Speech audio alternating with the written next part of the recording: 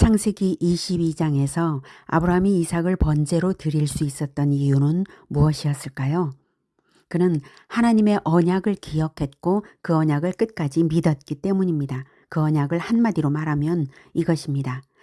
그리스도의 나라를 세울 것이니 너는 그분의 백성을 이루어 가라. 하나님은 아브라함에게 말씀하셨습니다. 고향과 친척과 아버지의 집을 떠나 내가 지시할 땅으로 가라. 그러면 후손을 번성하게 하고 그 땅을 주며 너를 통해 복이 흘러가게 하겠다고 하셨습니다. 이 언약의 핵심은 땅이 아닙니다.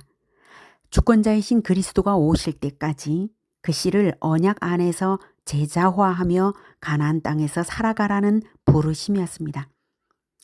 그리스도의 법도로 제자화하는 삶의 배경이 그 땅인 것이지 땅 자체가 언약의 중심은 아니었습니다.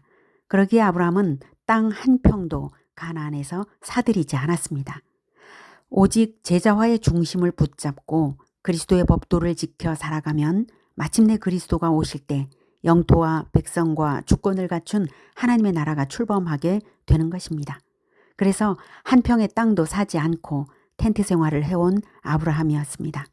부자였는데도 말입니다. 아브라함은 언약의 중심을 굳게 붙잡고 있었습니다. 아브라함은 이미 나이가 많았고 자식은 이삭 하나뿐이었으며 가나안에는 자기 땅 하나 없었습니다. 그러나 그의 믿음은 흔들리지 않았습니다. 하나님의 언약은 인간의 능력 문제도 아니고 소유 문제도 아니고 다만 시간 문제라는 것을 그는 알고 있었기 때문입니다. 하나님의 언약은 반드시 이루어집니다. 수백 년이 걸릴 수 있습니다. 아니 오히려 아브라함은 수백 년 후라는 미래 사실을 분명히 알고 있었습니다. 창세기 15장에서 횃불로 언약을 확정하시며 하나님은 분명히 선언하셨습니다. 네 자손이 400년 동안 이방 나라를 섬긴 후 4대 만에 나와 이 땅을 얻으리라. 하나님의 그 언약을 굳게 믿은 아브라함은 자손 공동체가 조성되고 나서 그리고 또 400년의 객지 생활을 거치고 나서 돌아올 그 수백 년 후를 바라보며 제자와의 삶으로 텐트 생활로 대가를 기꺼이 지불했습니다. 아브라함의 자손 공동체는 때가 되면 가나안 땅을 미련 없이 떠날 수도 있어야 하고 또 가나안 땅으로 담대히 돌아올 수도 있어야 합니다. 가나안에 인간의 힘으로 땅을 얻으면 안 되는 이유였습니다. 그런데 이제는 땅을 사야 할 분명한 이유가 생겼습니다. 아브라함의 아내 사라가 죽었습니다. 장례를 치러야 했지만 아브라함에게는 묘지로 쓸 땅조차 없었습니다. 그는 이렇게 말합니다.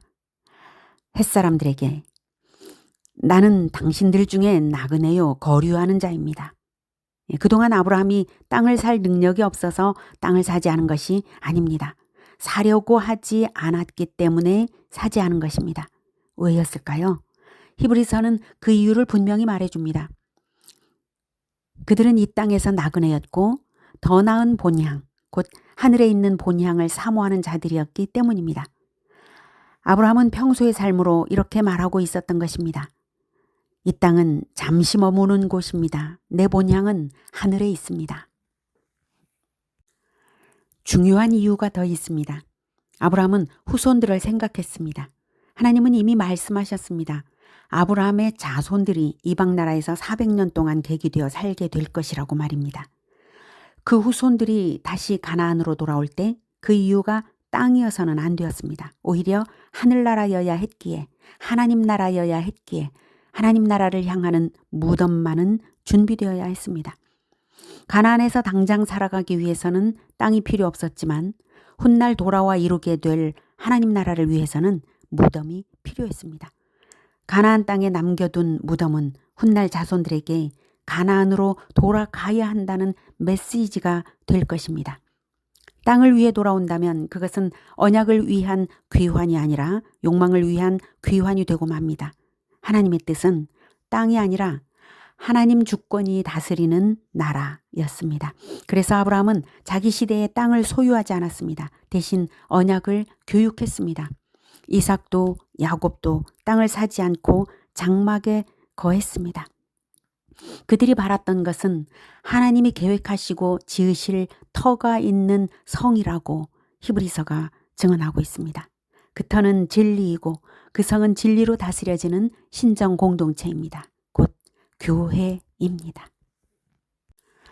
그러나 이제 아브라함이 반드시 땅을 사야 할 때가 왔습니다. 그 땅은 가족 묘지입니다. 살기 위해서는 땅을 사지 않았지만 죽기 위해서는 반드시 땅을 사야 합니다. 왜냐하면 이 가족 묘지는 후손들에게 언약을 각인시키는 교육적 장치가 되기 때문입니다. 너희는 반드시 이 땅으로 돌아와야 한다. 이곳은 하나님이 약속하신 땅이다. 그래서 아브라함은 공짜로 제공하겠다는 제안을 거절하고 충분한 대가를 치릅니다. 충분한 값을 부디 받아달라고 극진한 정성으로 간청했습니다.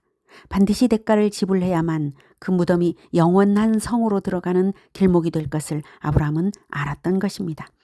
그러기에 증인들 앞에서 대가를 지불하며 영구한 소유로 막벨라 굴을 구입했습니다. 그 결과는 무엇이었을까요? 아브라함의 손자 야곱은 죽기 전에 후손들에게 유언합니다. 나를 막벨라 굴에 장사하라. 증손자 요셉도 유언합니다. 하나님이 반드시 너희를 인도하실 것이니 내 유고를 가지고 올라가라. 이렇게 야곱도 요셉도 이집트에서 그렇게 유언합니다. 그리고 400년 후 출애굽 때 모세는 요셉의 요고를 들고 나옵니다. 이스라엘은 땅을 위해 나온 것이 아니라 언약을 위해 나왔던 것입니다. 성경이 장지 구입 이야기를 이렇게 한 장으로 길게 기록한 이유는 분명합니다. 멀리 보고 언약의 성취를 바라고 기꺼이 대가를 치르라는 것입니다. 우리가 바라보아야 할 가장 먼 곳은 어디일까요? 하나님이 계획하시고 지으실 터가 있는 성, 바로 천국입니다. 천국은 지금도 건설되고 있습니다.